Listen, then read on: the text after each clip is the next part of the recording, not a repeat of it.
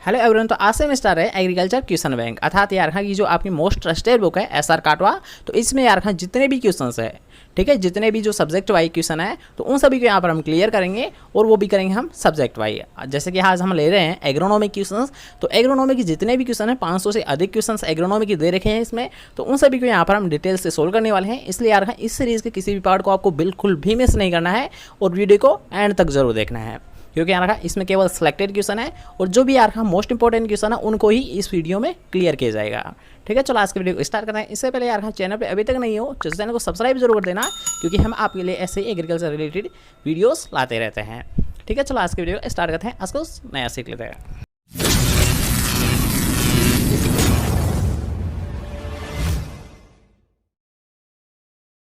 तो आज का हमारा फर्स्ट क्वेश्चन है कि विश्व में निम्नलिखित फसलों में से किस फसल का कृषिगत क्षेत्रफल अर्थात यार कल्टीवेटेड एरिया सबसे अधिक है। जल्दी से बताइए कि वर्ल्ड में अगर बात की जाए तो किस फसल को सबसे ज़्यादा एरिया में लिया जाता है, अर्थात सबसे ज़्यादा कल्टीवेटेड एरिया किस फसल का होता है।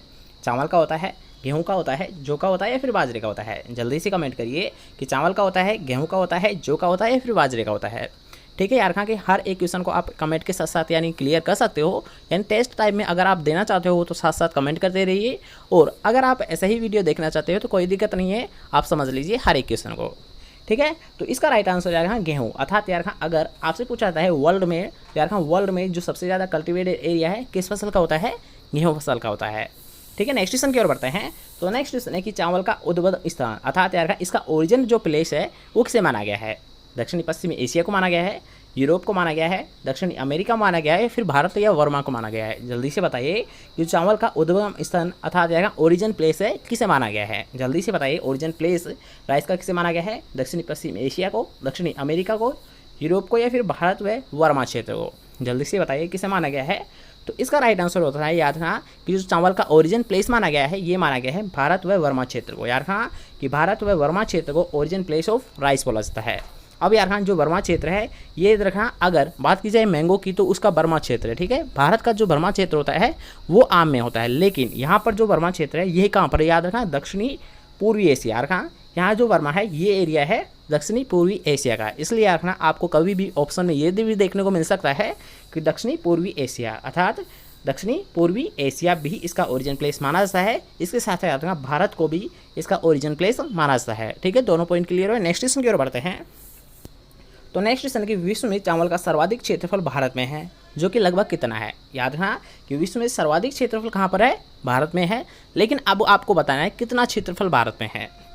26 मिलियन हेक्टेयर है, 36 मिलियन हेक्टेयर है, 45 मिलियन हेक्टेयर है या फिर 50 मिलियन हेक्टेयर है। जल्दी से कमेंट करिए कि वर्ल्ड में चावल का सर्वाधिक क्षेत्रफल तो भारत में है, लेकिन कितना है। 26 मिलियन हेक्टेयर है, 45 मिलियन हेक्टेयर है, 36 मिलियन हेक्टेयर या फिर 50 मिलियन हेक्टेयर है। जल्दी से कमेंट करिए। तो यार इसका जो राइट आंसर होता है अर्थात यार जो भारत में क्षेत्रफल है ये कितना है, 45 मिलियन हेक्टेयर। ठीक है, जो चावल का सर्वाधिक क्षेत्रफल है भारत में और वो कितना है, 45 मिलियन हेक्टेयर। ठीक है, नेक्स्ट क्वेश्चन की ओर बढ़ते हैं। नेक्स्ट क्वेश्चन में आपसे पूछा गया है कि चावल की उत्पादकता सबसे अधिक किस राज्य में होती है। यार रखना क्वेश्चन को दोबारा से पढ़िए कि चावल की उत्पादकता सबसे अधिक किस राज्य में होती है। ठीक है, यहाँ पर आपसे पूछा गया उत्पादकता के बारे में, किसके बारे में पूछा गया है, उत्पादकता के बारे में यहाँ पर आपसे पूछा गया है, न कि प्रोडक्शन के बारे में। अर्थात यार रखना उत्पादन के बारे में नहीं पूछा गया बल्कि उत्पादकता के बारे में पूछा गया है। तो अब बताइए यार रखना कि सबसे ज़्यादा उत्पादकता कहाँ होती है, हरियाणा, पश्चिम बंगाल, पंजाब या उत्तर प्रदेश। जल्दी से बताइए कि चावल की किस राज्य में सबसे ज़्यादा उत्पादकता होती है, पंजाब, हरियाणा, पश्चिम बंगाल या उत्तर प्रदेश।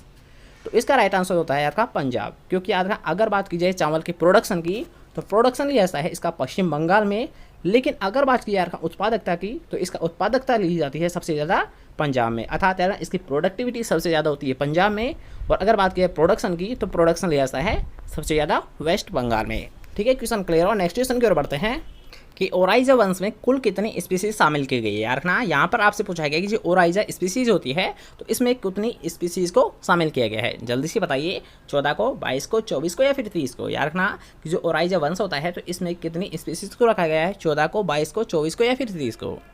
तो यार हाँ जो ओराइजा वंश होता है तो इसमें 24 स्पीसीज को रखा गया है। कितनी को रखा गया है, 24 स्पीसीज को रखा गया है। ठीक है, नेक्स्ट क्वेश्चन की ओर बढ़ते हैं कि ओराइजा ग्लेबेरिया जो स्पीसीज है को किस क्षेत्र में लिया जाता है या फिर किस जगह पर उगाई जाती है। जल्दी से बताइए कि जो ओराइजा ग्लेबेरिया है इसको किस देश किस एरिया में सबसे ज़्यादा कल्टिवेटेड किया जाता है, कल्टिवेशन लिया जाता है।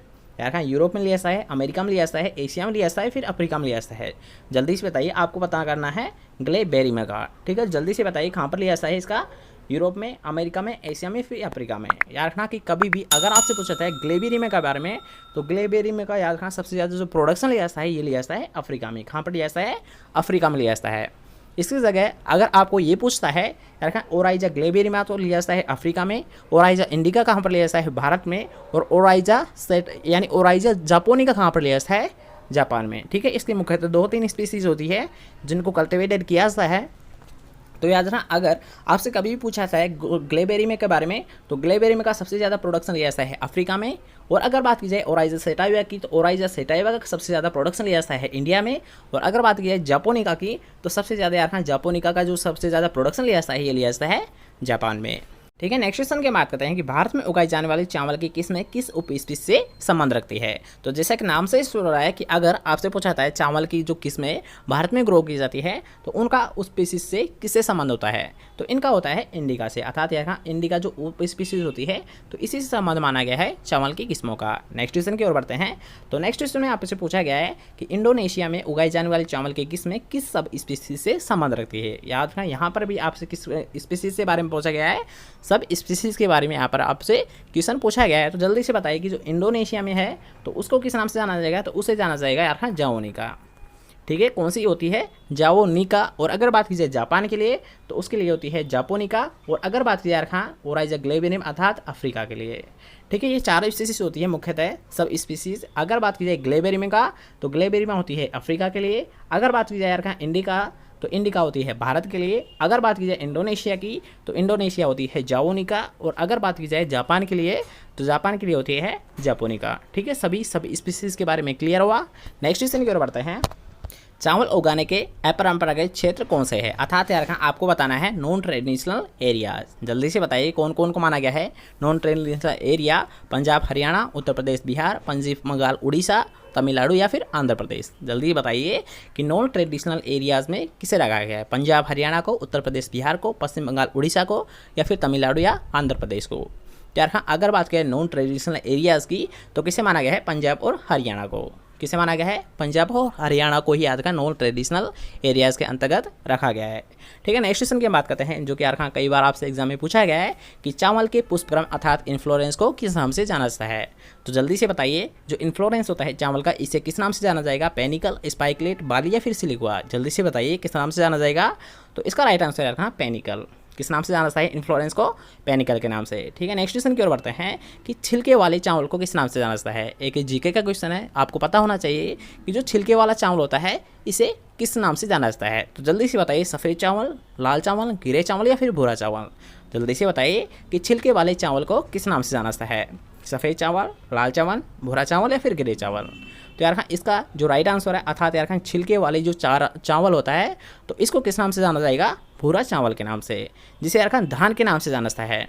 ठीक है, अगर आपसे ये क्वेश्चन कोई पूछ लेता है, मान लीजिए कोई सी भी पूछ सकता है, जीके के एक नॉर्मल क्वेश्चन है कि अगर आपसे कोई भी पूछ लेता है कि धान और चावल में क्या डिफरेंस होता है, धान और चावल में क्या डिफरेंस होता है, तो इसका मेन डिफरेंस आपको पता होना चाहिए क्या होता है यार हाँ कि जो धान होता है, ठीक है, जैसे यार हम भूरा चावल के नाम से जाना जाता है तो धान में होता है छिलका। ठीक है, जो चावल होता है तो इसमें छिलके सहित होता है, उसे बोला जाता है धान। और छिलका रहित अर्थात छिलका हटाने के बाद जो धान होता है इसी को यार खान चावल के नाम से जाना जाता है। अर्थात यार खान छिलका हटा दिया जाए तब वो क्या है? चावल है, और छिलका सहित क्या है?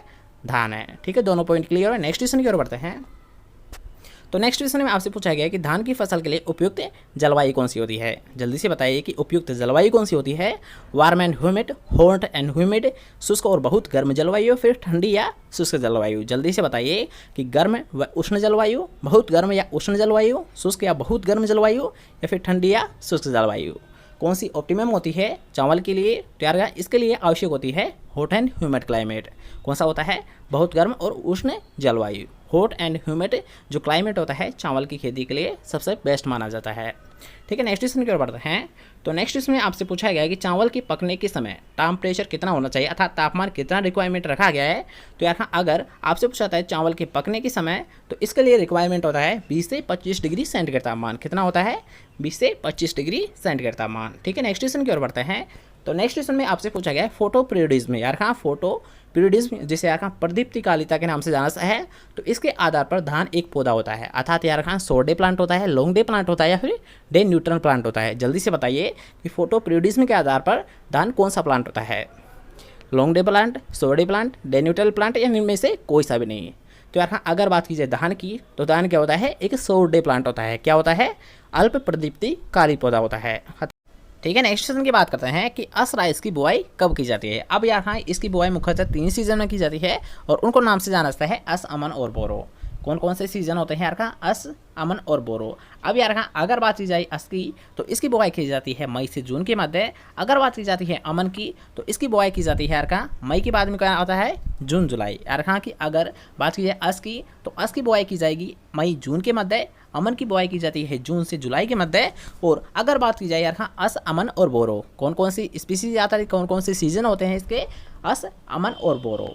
ठीक है, तो अगर बात की जाए अस की, तो अस की जाती है मई से जून के मध्य। अगर बात की जाए अमन की, तो अमन की बुआई की जाती है जून से जुलाई के मध्य। और अगर बात की जाए बोरो की, जैसा कि नेक्स्ट क्वेश्चन आप देख सकते हो कि अगर आपसे पूछा जाता है कि बोरो जो जिसे यार दलवा सीजन के नाम से जाना है, तो इसकी बुआई का समय किसे माना गया है, तो इसकी बुआई का समय होता है नवंबर से दिसंबर के मध्य।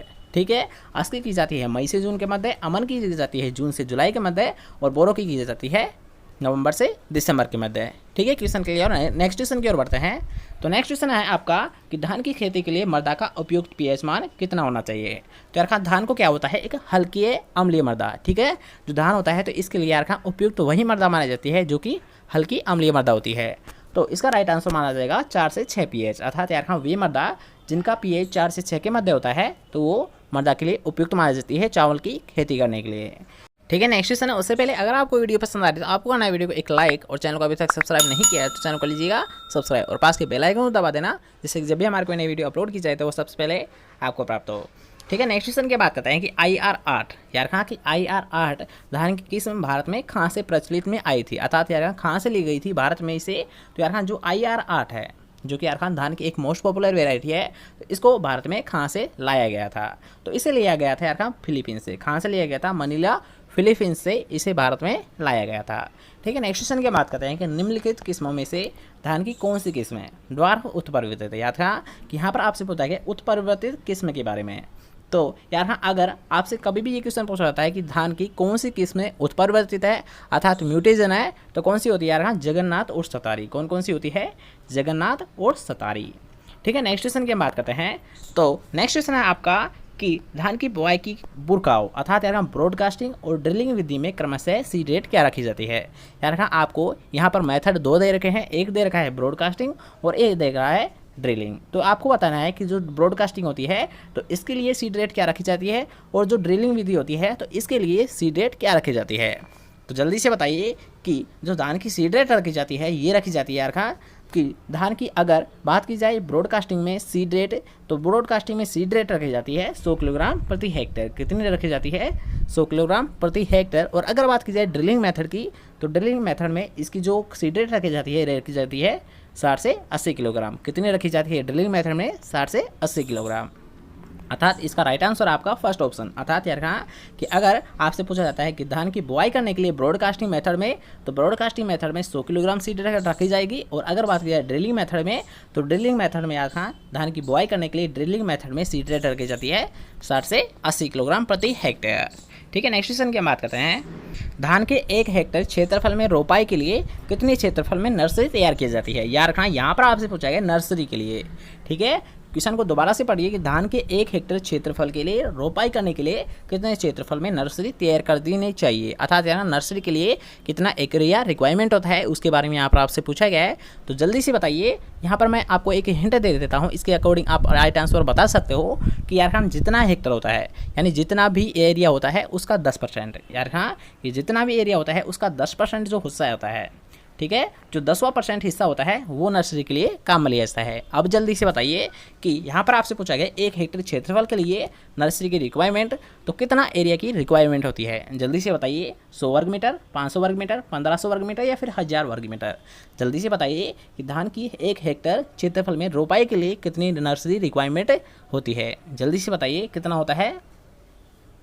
तो यार इसका राइट आंसर माना जाएगा 1000 वर्ग मीटर। अब ये कैसे आता है, इसका राइट आंसर 1000 क्यों माना गया है, तो इसका रीजन होता है कि जैसे कि हमने बताया यार खान जितना भी एरिया होता है उसका 10%, अर्थात यार खान जो 1 हेक्टर होता है तो इसमें कितने वर्ग मीटर होते हैं, सबसे पहले आपको ये पता होना चाहिए। तो यार 1 हेक्टर में होते हैं 10,000 वर्ग मीटर। कितने होते हैं, 10,000 वर्ग मीटर होते हैं।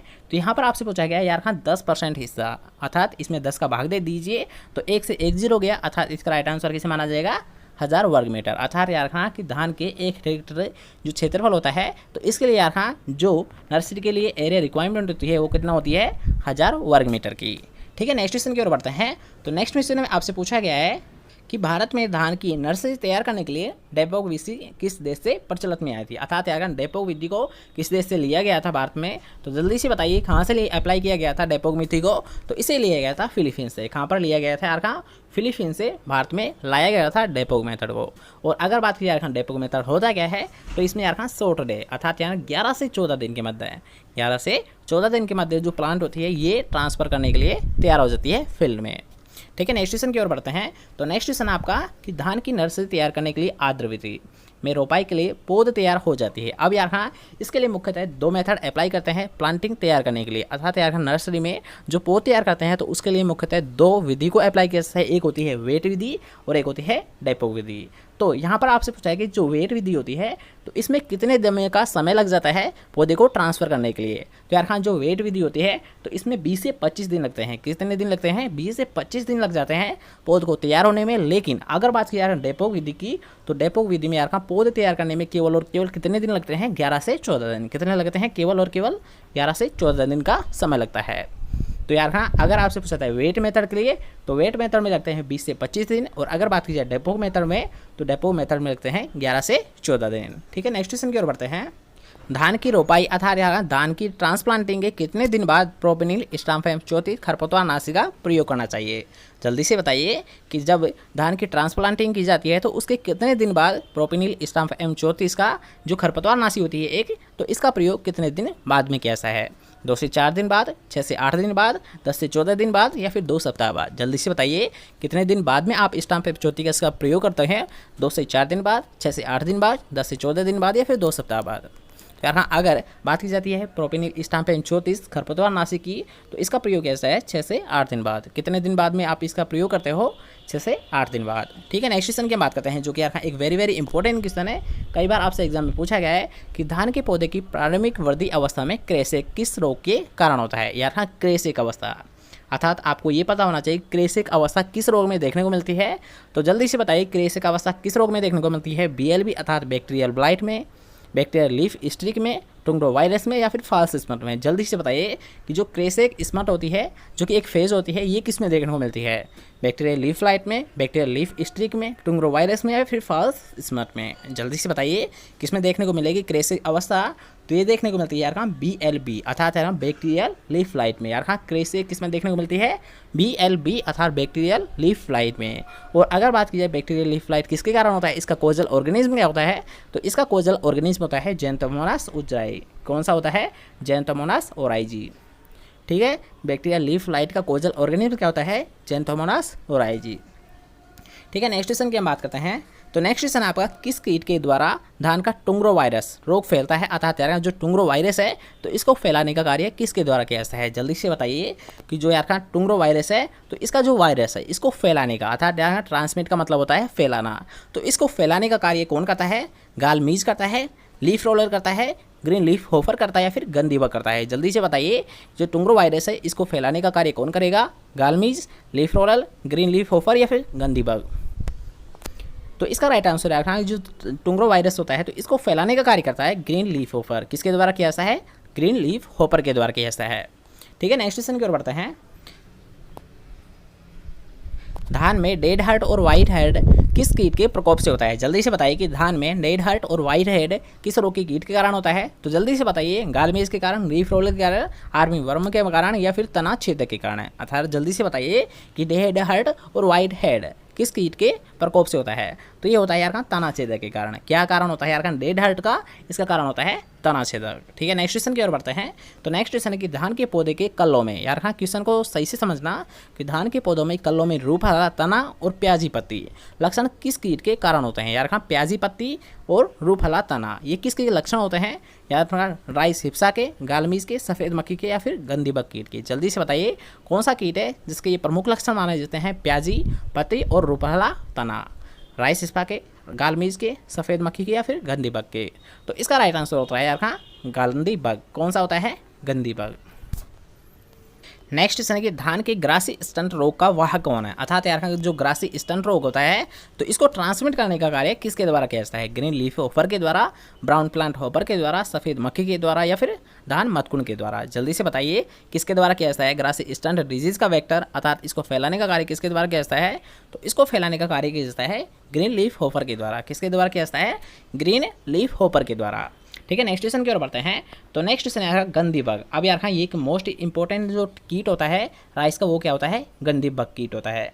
अब यहाँ पर आपसे ये क्वेश्चन पूछा गया कि गंदी बग जो कीट होता है ये पौधे की कौन सी अवस्था पर आक्रमण करता है? अर्थात यार सबसे ज़्यादा डैमेज किस अवस्था पर करता है?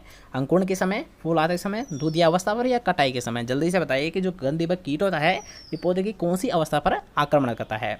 अंकुरण के समय, फूल आते समय, दूधिया अवस्था पर या कटाई के समय? तो इसका राइट आंसर माना जाएगा यार का मिल्किंग स्टेज। अर्थात जो गंदी बग कीट होता है तो इसका मुख्य अटैक होता है, मुख्य आक्रमण होता है दूधिया अवस्था पर अर्थात यार का मिल्किंग स्टेज पर। ठीक है, नेक्स्ट क्वेश्चन की बात करते हैं कि बासमती चावल के 1000 दानों का वजन कितने ग्राम होता है? अर्थात यहाँ पर आपसे पूछा गया टेस्ट वेट। क्या होता है यार का? 1000 दानों का जो वजन होता है उसे बोला जाता है टेस्ट वेट। और अगर बात की यार खान 100 सीड का, तो 100 सीड का जो वेट होता है उसे बोला जाता है सीड इंडेक्स। अर्थात यार खान 100 सीड है तो उसको बोला जाएगा सीड इंडेक्स। और अगर बात की यार खान 1000 दानों का वजन तो उसे बोला जाता है टेस्ट वेट। तो आपसे क्वेश्चन में पूछा गया है कि जो बासमती चावल है तो इसका टेस्ट वेट क्या होता है? तो यार खान अगर बात की जाए बासमती चावल की तो इसका टेस्ट वेट होता है 21। कितना होता है? केवल 21 ग्राम। और अगर बात की जाए सामान्य चावल की, ठीक है, अगर बात की जाए सामान्य चावल या धान की तो इसका जो टेस्ट वेट होता है ये होता है 25 ग्राम। ठीक है, सामान्य की होती है 25 ग्राम, लेकिन अगर बात की जाए बासमती चावल की तो इसका जो टेस्ट वेट होता है ये होता है 21 ग्राम। ठीक है, नेक्स्ट क्वेश्चन की हम बात करते हैं। तो नेक्स्ट क्वेश्चन में आपसे पूछा गया कि ओराइजा सेटाइवा में क्रोमोसोम की संख्या क्या होती है? अर्थात गुणसूत्रों की संख्या के बारे में आपसे पूछा गया है। तो गुणसूत्र की संख्या जल्दी से बताइए कितनी होती है? ओराइजा सेटाइवा अर्थात धान में कितने गुणसूत्र होते हैं? तो ये होते हैं 24। कितने होते हैं? 24 होते हैं। ठीक है, नेक्स्ट क्वेश्चन की बात करते हैं जो कि यार एक मोस्ट इंपॉर्टेंट क्वेश्चन है। कई बार आपसे एग्जाम में पूछा गया है कि धान में बोनेपन गुण के लिए कौन सी जीन उत्तरदायी होती है? जल्दी से बताइए कि जो ड्वार्फिंग पाई जाती है अर्थात यार बोनापन पाया जाता है ये किस जीन के कारण पाया जाता है? जल्दी से बताइए। टिफ्ट 23A, डिजीवू, नोरिंटेन या फिर APEC2? जल्दी से बताइए कि धान में बोनापन क्यों होता है, किस जीन के कारण होता है? टिफ्ट 23A, डिजीवू, नोरिंटेन, APEC2? जल्दी से बताइए। तो इसका राइट आंसर यार हाँ अगर आपसे पूछा जाता है धान में बोनेपन के लिए तो धान में बोनेपन के लिए उत्तरदायी होती है डिजीवू जीन। कौन सी होती है? डिजीवू जीन। नेक्स्ट क्वेश्चन की गोल्डन राइस किस तरह का अच्छा स्रोत माना जाता है? तो जल्दी से बताइए गोल्डन राइस में कौन सा विटामिन सबसे अधिक मात्रा में पाया जाता है? A, B, C या फिर K? जल्दी से बताइए कि विटामिन A, B, C या फिर K? एस्कॉर्बिक अम्ल का मतलब होता है विटामिन C। क्या होता है एस्कॉर्बिक अम्ल? विटामिन C को ही बोला जाता है। ठीक है, तो जल्दी से बताइए गोल्डन राइस में कौन सा विटामिन सबसे अधिक मात्रा में पाया जाता है? विटामिन A, B, C या फिर K? तो यार हाँ अगर आपसे पूछा जाता है गोल्डन राइस में तो इसमें सबसे ज़्यादा पाया जाता है विटामिन A कंटेंट। कौन सा पाया जाता है? विटामिन A कंटेंट सबसे ज़्यादा पाया जाता है।